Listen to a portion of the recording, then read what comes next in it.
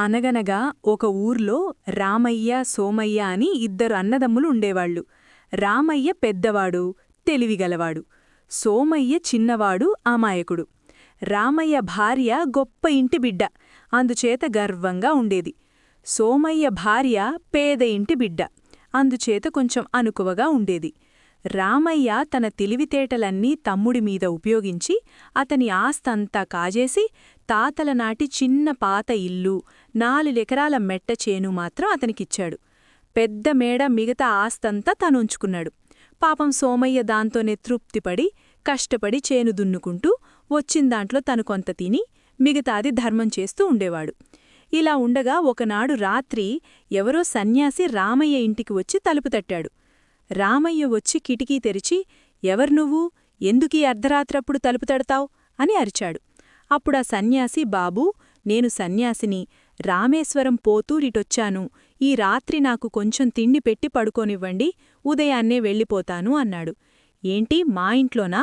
వల్లగాదు, పోపో. అదిగో ఆ ఎదురుగానే ఉన్నాడుగా షావుకారు, వాడి దగ్గరికి పో. దారిని ఏ సన్యాసి పోతున్నా పిలిచి అన్నం పెడతాడు" అన్నాడు రామయ్య. సన్యాసిపోయి సోమయ్య తలుపు తట్టాడు.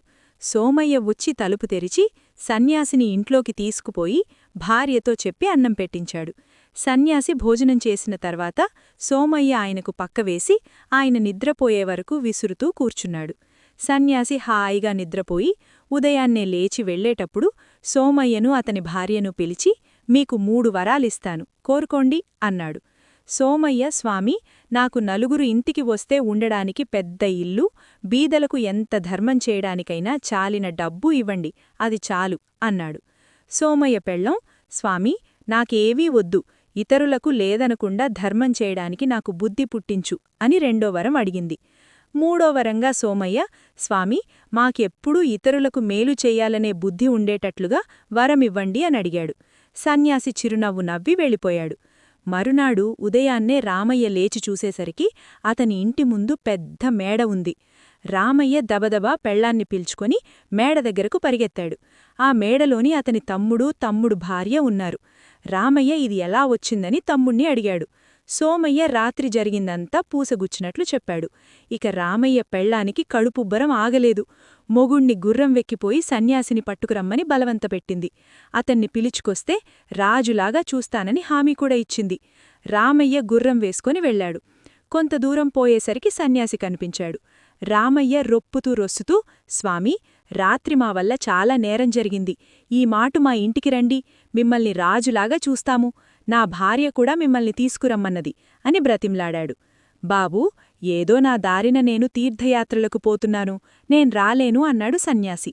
"అలాగైతే ఎట్లా స్వామీ, నా భార్య ఊరుకోదు. మీరు రాకపోతే కనీసం మా తమ్ముడికిచ్చిన 3 వరాల్నైనా ఇచ్చి వెళ్ళండి" అన్నాడు రామయ్య. సన్యాసి రామయ్య వదలడని అనుకుని, "సరేలే, నీకు కొనువు కోరుకున్న 3 వరాలు సిద్ధిస్తాయి" అన్నాడు. రామయ్య పట్టరాని సంతోషంతో గుర్రాన్ని మరీ వేగంగా పరిగెత్తిస్తూ ఇంటివైపుకు బయల్దేరాడు. గుర్రం నోటివెంట నురుగులు కక్కుతూ భూమిమీద కాళ్లానకుండా పరిగెడుతోంది. ఇంతలో రామయ్యకు ఒక దుర్బుద్ధి పుట్టింది. గుర్రం ఇంత త్వరగా పరిగెడుతోన్నదే, ఒకవేళ చచ్చిపోతే ఎట్లాగా అనుకున్నాడు. అనుకోటంతోటే గుర్రం ధమామని కిందపడి చచ్చింది. రామయ్య గుర్రంతో పాటు కిందపడ్డాడు. పడి లేచి దుమ్ము దులుపుకుని చచ్చిన గుర్రాన్ని వదిలిపెట్టడానికి బుద్ధి పుట్టడం లేదు. అయినా ఏం చేస్తాడు, వెళ్లక తప్పదు. గుర్రమా చావనే చచ్చింది, ఈ జీను వదిలిపెట్టడం ఎందుకా అని దాన్ని తీసుకుని నెత్తిన పెట్టుకుని బయల్దేరాడు. కొంత దూరం వెళ్లేసరికి అతనికి జీను బరువేసింది. పెళ్ళామ్మాటలు విని ఇంత దూరం వచ్చినందుకు అతను విసుక్కున్నాడు.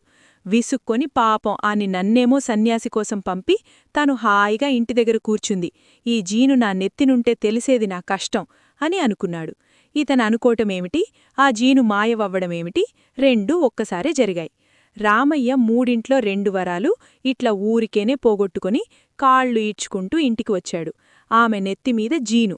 రామయ్యను చూడగానే మండిపడుతూ, "ఏమిటిది, ఎట్లొచ్చింది నీ జీను నా నెత్తిమీదికి" అని అడిగింది.